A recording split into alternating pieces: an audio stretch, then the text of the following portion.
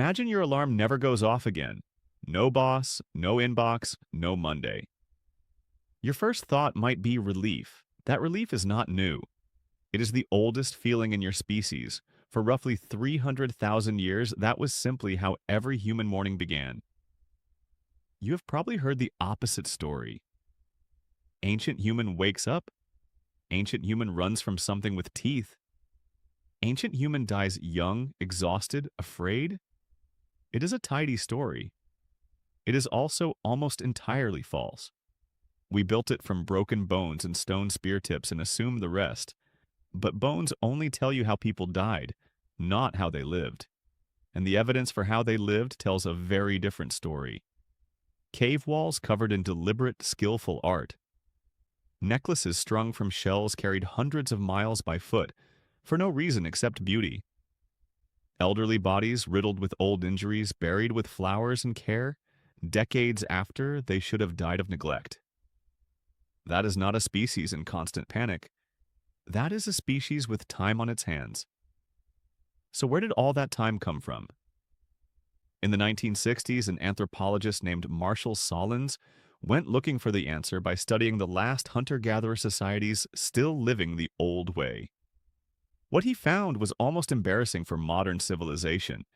These groups spent 3 to 5 hours a day on food and survival, the rest of the day genuinely free. Sahlins called them the original affluent society, not because they owned things, but because they had the one resource modern humans never seem to have enough of. Time. Here is a piece of the puzzle almost no one talks about. Anthropologist Kristen Hawkes spent years living alongside the Hadza people of Tanzania and noticed something strange. The hardest working, most productive foragers in the entire camp were often the grandmothers, women well past childbearing age, digging for tubers from dawn until dusk, feeding grandchildren whose own mothers were busy nursing infants. Hawkes built an entire evolutionary theory around this observation.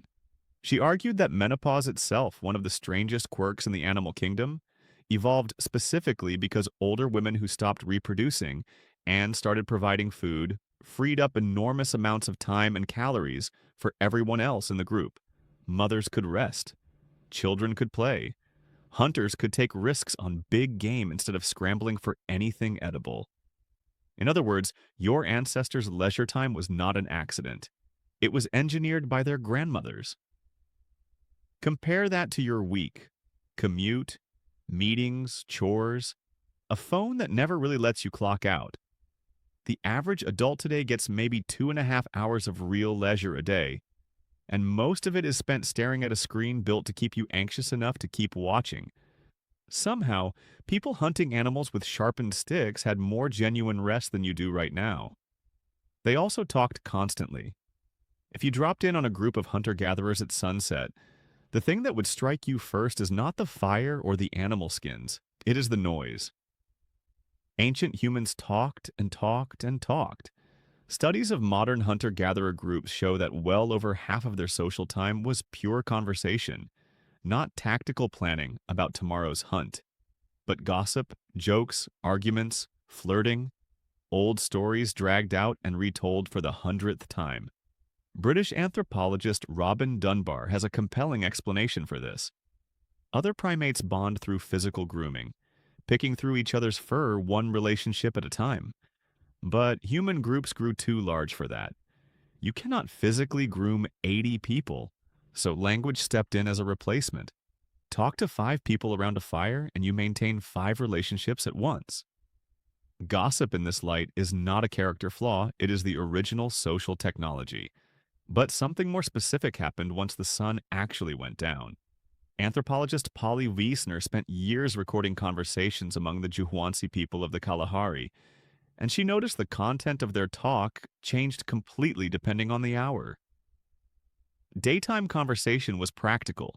Complaints, economics, minor conflicts, who owed who what. But once night fell and people gathered around the fire, the entire tone shifted. Gossip and grievance dropped by more than half, replaced by stories, myths, and speculation about the unseen world. Darkness, it turns out, was not just for sleeping. It was humanity's original stage for imagination. And speaking of sleeping, you probably do it wrong, at least by ancestral standards.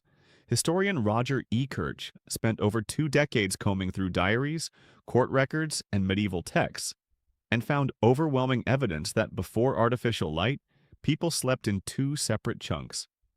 First sleep from dusk until around midnight, then an hour or two of calm, natural wakefulness, then second sleep until dawn. During that middle window, people did not lie awake in anguish. They talked quietly with family, had sex, tended the fire, or simply thought. Some of history's clearest thinking may have happened during that quiet middle of the night gap, a window modern life has completely erased. So if you wake at 2 a.m., alert and strangely calm, wondering what is wrong with you, the honest answer might be nothing at all. You are just missing the fire and the low voices of people nearby. Do not mistake any of this for laziness. When ancient hands were busy, they were extraordinarily skilled. Take stone napping, striking flint in precise controlled sequences to produce a blade with a clean edge. It sounds like something a child could stumble into. It is not. One wrong strike and the whole piece shatters. Modern archaeologists who try to relearn the technique often need years before they can produce anything usable. Or consider the bone needles found dating back over 50,000 years. Needles with eyes painstakingly drilled through with stone tools, built by someone who did not just need clothing, but wanted their stitching to be good. Then there is the art, which should stop you in your tracks. The paintings at Chauvet Cave in France are potentially 36,000 years old.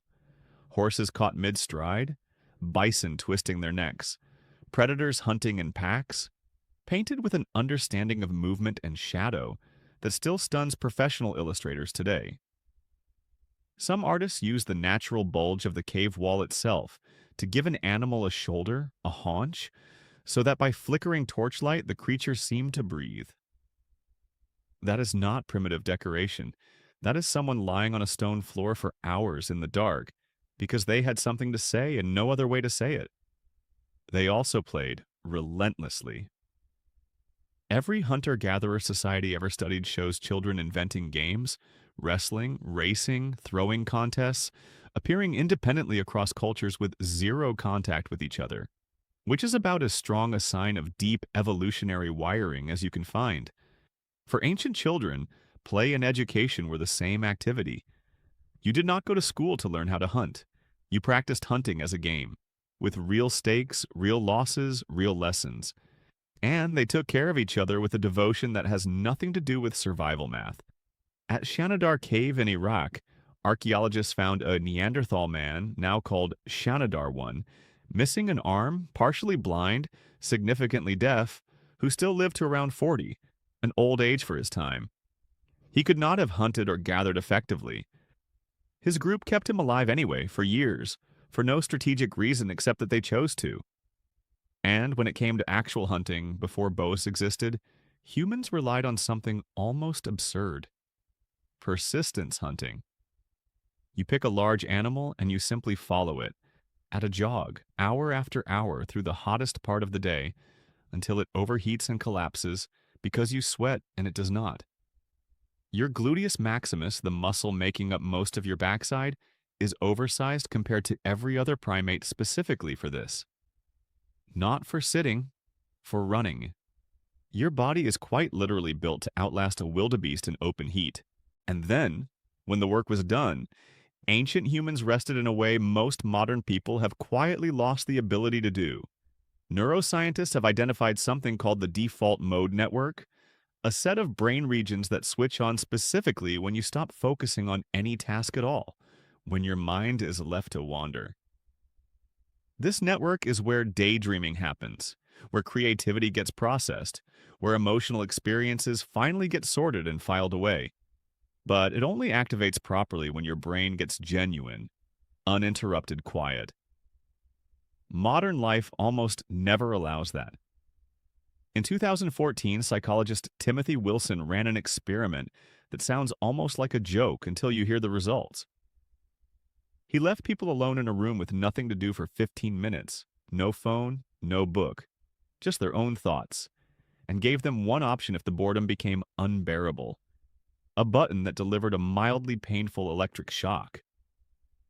A significant number of participants, many of whom had said beforehand they would pay money to avoid being shocked, chose to shock themselves rather than sit quietly with their own minds. 15 minutes. That is how far removed modern humans have become from simple, unoccupied stillness. Ancient humans did not have this problem. Sitting by a fire after dark, watching flames, thoughts rising and dissolving with no agenda, was not a wellness practice. It was Tuesday. It was the default evening, every evening, for hundreds of thousands of years. And it likely explains far more than we give it credit for. The earliest myths, the first philosophical questions, the origins of art and eventually science, may have come less from brilliant flashes of genius and more from ordinary minds simply being given enough silence to wander. So here is the question worth sitting with, maybe tonight, with your phone somewhere else in the room. Would you want to go back? Let me know in the comments. Until then, take care of yourselves, and I'll see you soon.